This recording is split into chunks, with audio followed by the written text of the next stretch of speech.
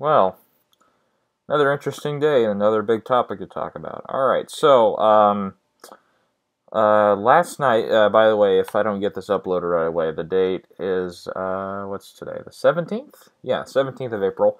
Last night, the 16th. I mean, yesterday was just a great day. I mean, I already posted a video. You've maybe seen it. The Force Awakens trailer, my trailer talk. Now we have another trailer to discuss.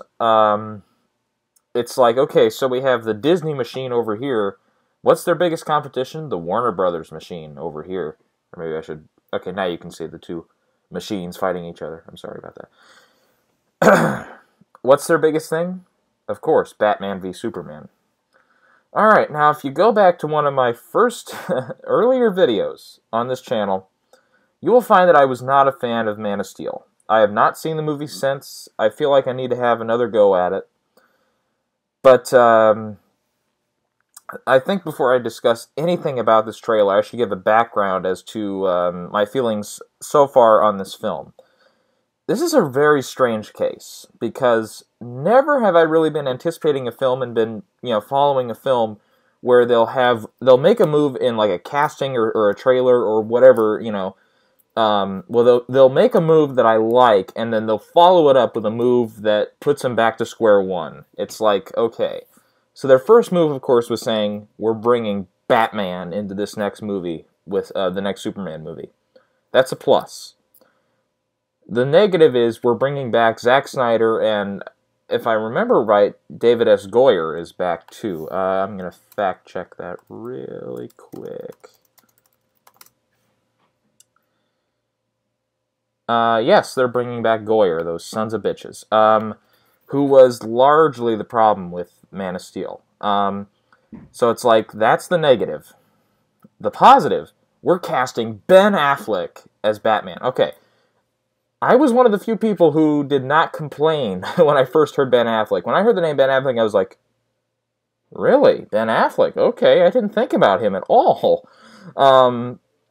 And then I was like, well, look at his performance in Argo, The Town, two films that, Argo, of course, won Best Picture. And you can't win Best Picture if your main actor is not good, So, yeah, I mean, and he was, The Town, I'll tell you what, that's one of, if not Ben Affleck's best performance, one of his best performances is The Town. And look back on that film now if you haven't seen it in a while. You'll see he is great in that movie. Fantastic. I'm like, this guy could work as Batman. He's big, he's tall, he's buff, and he's gotten even buffer, if that's a word. He's got the great chin for Batman. I mean, he could be one of the best Batmans we've had in a long time. At least with the physicality side. With the acting side, I think he can deliver. Is he going to be like a Christian Bale Academy Award-winning actor level? Maybe not, but time will tell. Okay, so that's the positive. The negative, they cast an underwear model known as Gal Gadot to play, no question about it. When people think about the most popular, the most successful female superhero, Wonder Woman comes to mind. Okay. Now, I'm serious here. If we did a study, if we went out on the streets and asked like 500, average Joes, name for me the most popular, the first person who comes to mind when you think of a female superhero. I'm going to tell you, 98% of them are going to say Wonder Woman. I mean, maybe 2% would be like Captain Marvel or Black Widow or something to diversify. 98% of them, I swear to God, you do it, you will find these results. 98% of them are going to say, yeah, Wonder Woman. You cast somebody with such limited acting experience to put on her shoulders, not just this film, which it looks like from this first trailer, it doesn't look like she's going to be too heavily involved yet, but not just the Justice League movies, but her own franchise of Wonder Woman solo films. You put that on somebody who's limited acting experience, a couple of the Fast and Furious movies, and underwear modeling, and that's your choice? Really? Sorry, nope. No. That was an act of stupidity. That was an act of total BS, just total bullshit, to cast an underwear model who is inexperienced, totally untrained, and ask her to be the most historic, the most well-known superhero in the feminine gender in history.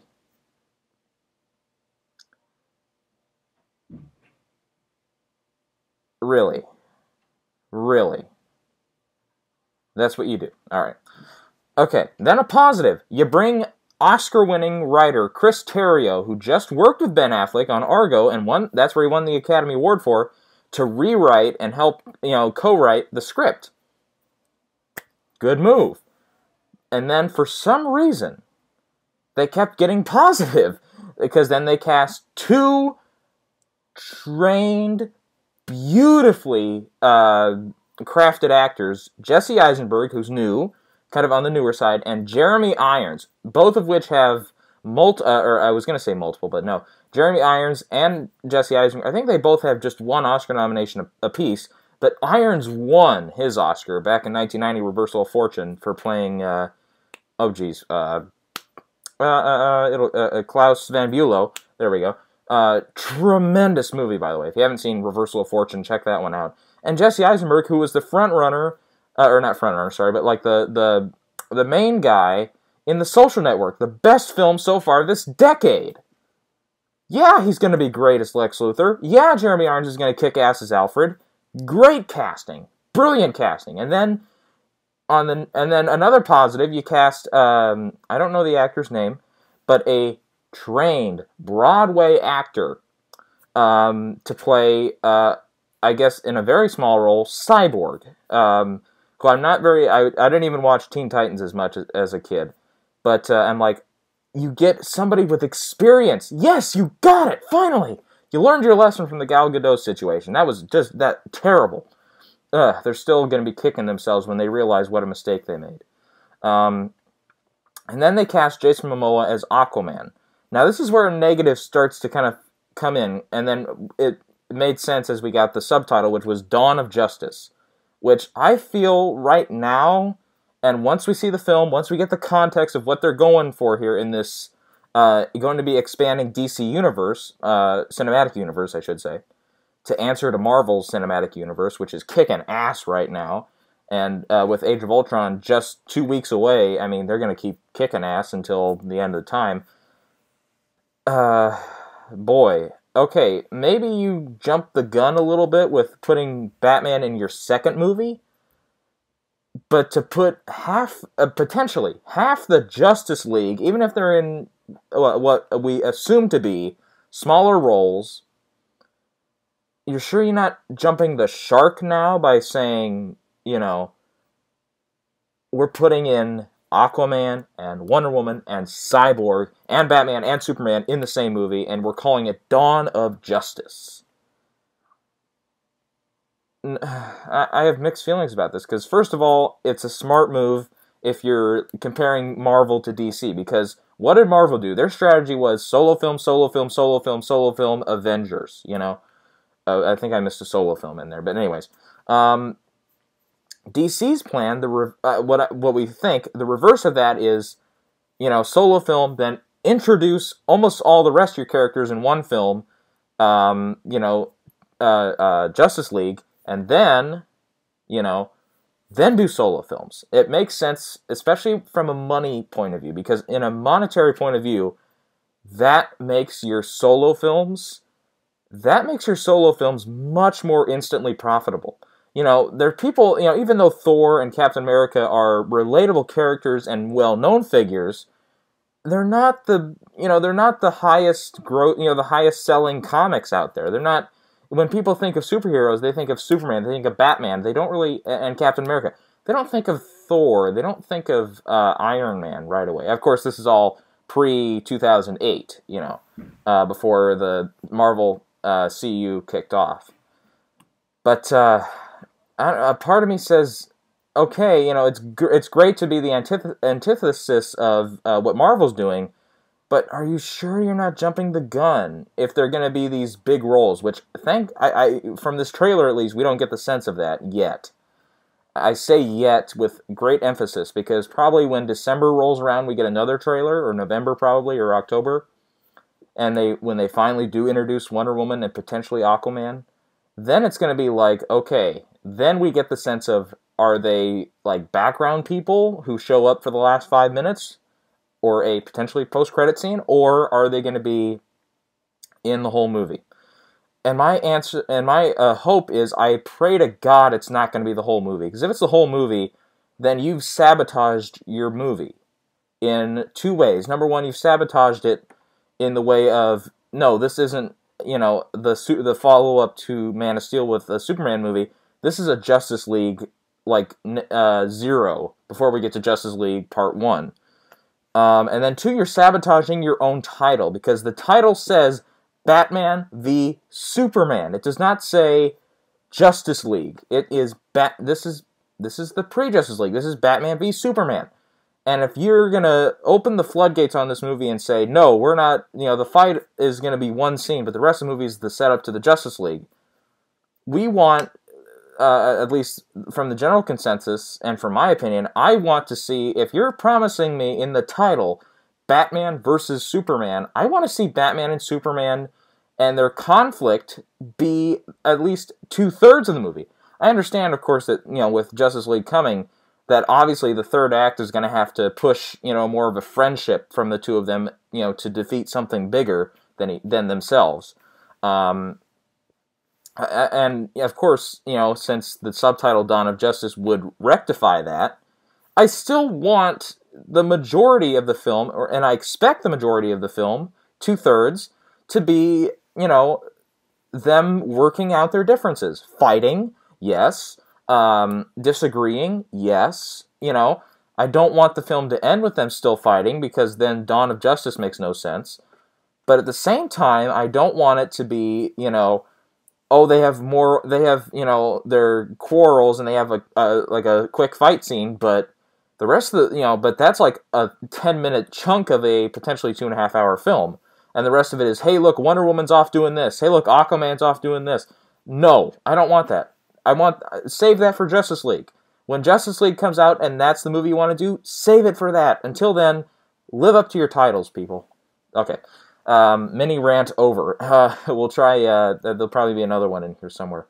And then there was this whole thing that came out, not really confirmed and not truly directly from Warner Brothers that I remember. And that was this whole idea of, we're not taking any jokes in this movie whatsoever. Now, of course, that's probably, exaggerated. Because there has to be some alleviation of the tension somewhere in this movie. And I don't just mean with conversation scenes. I mean with actual, tiny jokes. And it's got to be in there. I mean, of course, that's being, again, the antithesis, I love that word today, antithesis of Marvel, which Marvel is kind of, especially with Avengers and the Iron Man films, they are almost humor-based, it feels like, compared to what DC's doing. It's like, Marvel's a comedy and DC's a drama, if you wanted to put it, oranges and apples. But you have to have some alleviation of the tension in one way or another. Humor is the best way to do it. And I have the feeling that, it's not going to be, for all these DC movies, it's not going to be, absolutely zero smiles throughout the movie. Because there's movies like 12 Years a Slave where you don't expect to, and you don't really feel the need to have humor spread in. That's a serious subject matter in a serious film. This is a man who dresses up like a bat, fighting a man who wears underwear on the outside of his pants and has a red cape. When you get down to the basis of it, it's silly shit. And, and of course you can make it awesome, don't get me wrong. I mean, Batman is one of the best characters we've ever had in the comics medium, Superman 2, and all, everybody, basically, that gets their feature films now. Yeah, so, I mean, have some humor, have a sense of humor, for God's sakes, please. So, yeah, and I don't truly believe that the movie is going to be 100% serious, not even a single, alleviation of tension through a smirky little joke or something. I believe we have to have it. We're going to have that in there. I will almost go to my grave believing that. And if so, if it is a movie that, and it will suck if this is the case, of absolutely no humor whatsoever, 100% serious, like 12 Years a Slave, you know, then you can kill me. Fine, somebody come up to a gun with a gun to my head and say you lied to us by saying, and false, false prophet, thinking that there would be humor in this movie. If there isn't, then it won't work. I'll tell you that, it just won't work. Okay, now that we're 15 minutes into the video, let's get to this damn trailer. All right, the trailer took me by surprise. It did. I've been kind of recently been like, I don't know how this. I mean, I've been so mixed about this. With all the stuff I've said before, this is all, almost in my mind at once whenever this film is brought up. Because it's like, okay, then we have the worries of this movie was supposed to come out this summer, as in 1 or 2 months. It was supposed to come out. Then they pushed it back to 2016. It's like, they had a problem there somewhere. Somewhere along the line, this didn't work. So they had to go back and fix stuff. That's a little worrisome. Of course, they said that about Mad Max Fury Road, and now that's turned into one of my most anticipated films of the summer, so it can work out. And I have the feeling that it's going to work out for the better since they moved it back. And the film that we are getting next March is going to be better than the film we would have gotten this July. I think it was set for July. Anyways. Still, though, the trailer has me going in with mixed feelings, because there's certain little things that remind me of certain little things that I didn't like about Man of Steel that are included here. Number one, that's the Batman voice when he's speaking.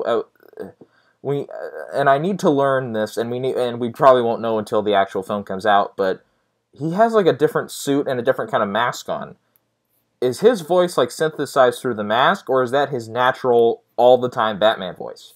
If that's his all-the-time Batman voice, I am very disappointed in Warner Brothers and their decision here, and that would be a Zack Snyder thing, because the Christian Bale Batman voice it's easy to target, sure, but it's something worth targeting. You have to understand the dialogue that your characters are sputtering out in the movie. Come on, I mean, it's a bread and butter thing. You have to be able to understand the dialogue. When you have to put on subtitles, that's a problem. That's a huge problem, and I think The Dark Knight Rises continued the problem, but it wasn't quite as bad as Dark Knight. But for me, it's like and I kind of realized this after years of seeing Dark Knight Rises again. It's like, I just don't think the Batman really raspy low voice like he was doing, I just don't think that works at all. You can, of course, when you're Batman, you have to lower your voice tone a little bit, but don't go into the Clint Eastwood voice, or the Cookie Monster voice, as many people call it. You don't have to go, and I feel like they're going for that again, except they're trying to clarify it more. I just don't think that works. Now, when this movie comes out, and when they do it, and they prove me wrong, then sure, okay. But for now, I think they still need to touch that up, and maybe they will. This is a teaser trailer, for crying out loud. This is the first trailer. The movie's almost a full year out. It's like 11 months away. They have time. And I think that's one thing they could touch up. But for now, I am not a fan of the Batman voice. I mean, I can understand it pretty well, better than the Christian Bale voice, but I still think that if it's going to be that grouchy, that low, it just won't work. You have to be able, like the Michael Keaton and Val Kilmer Batmans, when they were speaking, you understood them, and they sounded like Batman. I mean, maybe it's just because that was what I was born and bred on, but they sounded like Batman. They sounded like an actual human being, not a, not a Cookie Monster in a big Batman suit. To all that Christian Bale did well in those movies, man, that voice was a big problem. Anyways. Another kind of tiny problem I had was the voiceover when they kept, in the beginning of the trailer, when they kept overlapping each other, it got distracting, a little bit for me. And I feel that's probably the third, what's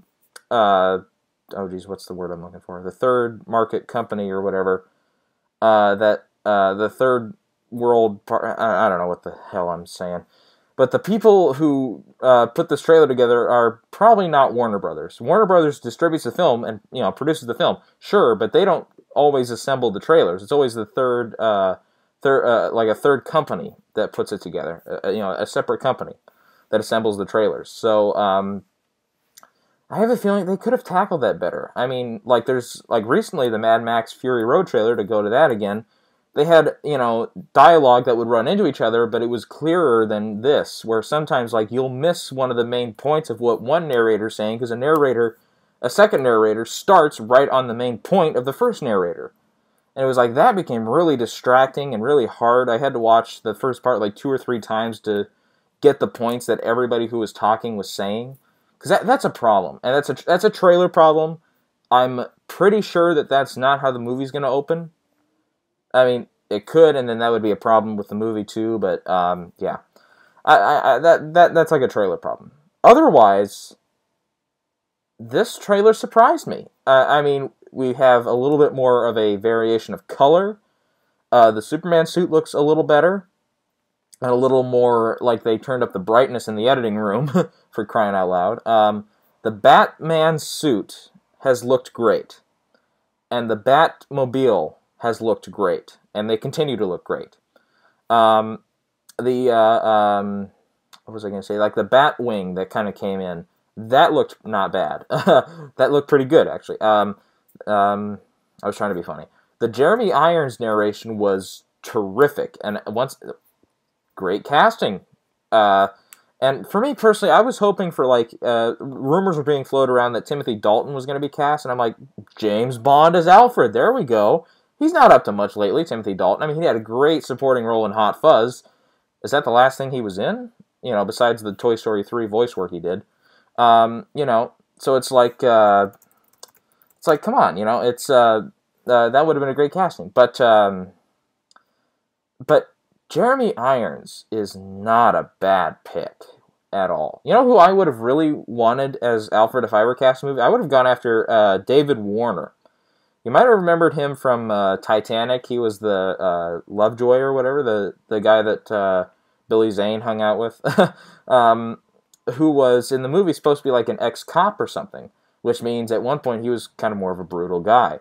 Kind of like in the modern comics, like Alfred was kind of a brutal guy and kind of a more kick-ass guy before he became the surly butler. And David Warner's older now. He's kind of in that surly butler age. He could totally play Alfred. Maybe like a year or two ago, he's maybe just slightly too old for it now. But man, he would have been a great I would have cast him. But Jeremy Irons, no quims about him. He's a great casting choice, and he sounds like an Alfred who is wise and not gonna be a commando type guy, and all that. No, we don't need that from Alfred. To me, Alfred is not that. That's somebody else. To me, Alfred is the butler. He doesn't kung fu. He doesn't know karate. Any of that. So if they have Jeremy Irons doing that, it's going to be an uphill battle. At least for me. For other people who maybe have more experience with that, maybe they'll like it better than I will. But for me personally, I don't see Alfred as a kung fu guy. I see him as a butler. I mean, it surprised me when the movie comes out when that happens. But yeah, it looks like the tensions are rising from the citizens of Metropolis because finally they realized, hey, this guy didn't really save us. He kind of caused a lot of property damage and maybe killed hundreds of our people. And as the thing written on the statue says, false god. I was like, exactly. These people are using common sense. This guy is, his intentions are great. But he just sucks at it. I mean, that's kind of for me that to me, in that phrase, his intentions are good, but he just sucks at it. That was for me the experience of Man of Steel. I know when I did that video way long ago, and it was fresh, like the night after I saw the film, my mind was so jumbled because my expectations were kind of high, but at the same time I kind of lowered them. My hype, I tried to lower it in the theater, and then I just got a different movie from what I was expecting. So that it totally threw me off. And then, so yeah, that video, I can't even watch it because it's like my thoughts are all over the place. I'll before Batman v Superman comes out, I'll for sure watch Man of Steel again. But yeah, one thing in just thinking about it and thinking after the video was I was like, yeah, other people of course brought that up, and that was one of the main criticisms of the film was Superman is killing people, trying to save them. That's kind of not what you want to happen. So yeah, that's the thing is, and I was like, please, for the love of God, Zack Snyder, whoever the hell is writing this thing, don't overlook that. Please do not overlook that. You know, don't overlook the fact that Man of Steel, your first film, had great intentions. It had great story ideas. It had like the whole Clark Kent or Jonathan Kent idea of maybe you should have just let those kids die. You know, it was an idea, and they didn't touch on it hardly at all in Man of Steel. Maybe because part of it was on the cutting room floor, or maybe just because David didn't have time to write it. You know, it was an idea, and it was something that I wish they would have explored. You know. Plus, on top of that, there was an emphasis on action and you know, over storytelling, which to me is usually a problem. I mean, there's a way you can get around that and make it a fun, entertaining movie, but when you have ideas that good and you just throw them out the window in favor of a great action scene, which maybe turns out to be overblown, that's poor filmmaking, and that's trying to register to the lowest common denominator. And that is unfortunately Zack Snyder in a nutshell. 300 is, to me, a guilty pleasure movie. It's a movie that has, well, not even then, not really great ideas, but it's like the idea of seeing a movie about Spartans and you know, and that whole thing. I mean, yeah, I mean, that's a great idea for a film, but you just sucked at it. You know, you just, you just favored, you know, the visual and the action over your story. Because there really wasn't too much of a story. It was like, yeah, these two guys, yeah, they fight. You know, these two sides, they fight. Anyway, so, and then Watchmen, I'll need to rewatch Watchmen again. But I remember when I first saw it, when I watched it, I was like, this is good stuff. You know, this is pretty good.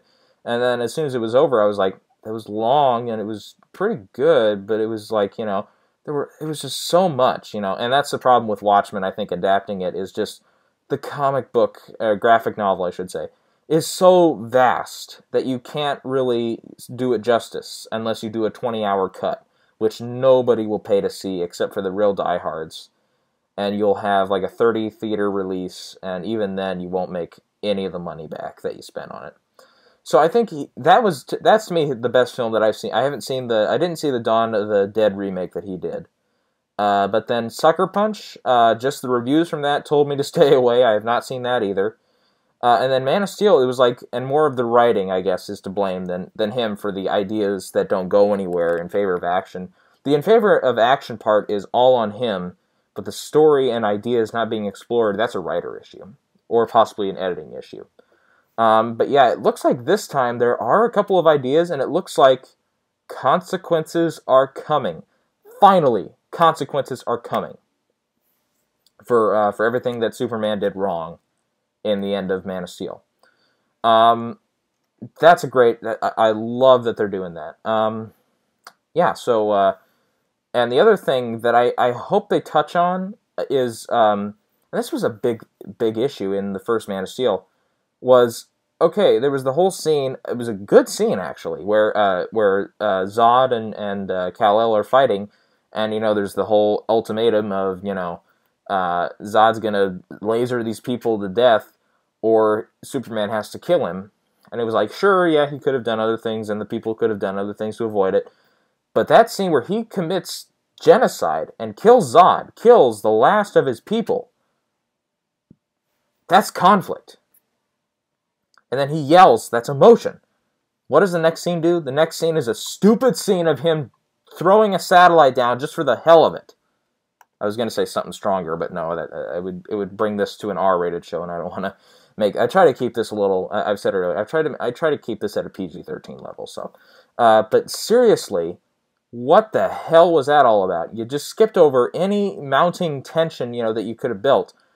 where it's like there were so many things in that film that if I was doing it, maybe it would have, it worked out better for me. Maybe it would have been a trashier film. I don't know. But I felt like in the end, when they set that up, when it was like when he commits genocide, he's like, that's the moment where he realizes, okay, I need to be Clark Kent. I need to be that mild-mannered reporter so that I can have time to reflect on this, and maybe Superman needs to go away for a little while until I can cope with the fact that I just committed genocide and that hundreds of thousands of my people I am to blame for their deaths because I was fighting with these guys, smashing into buildings, destroying buildings, big explosions.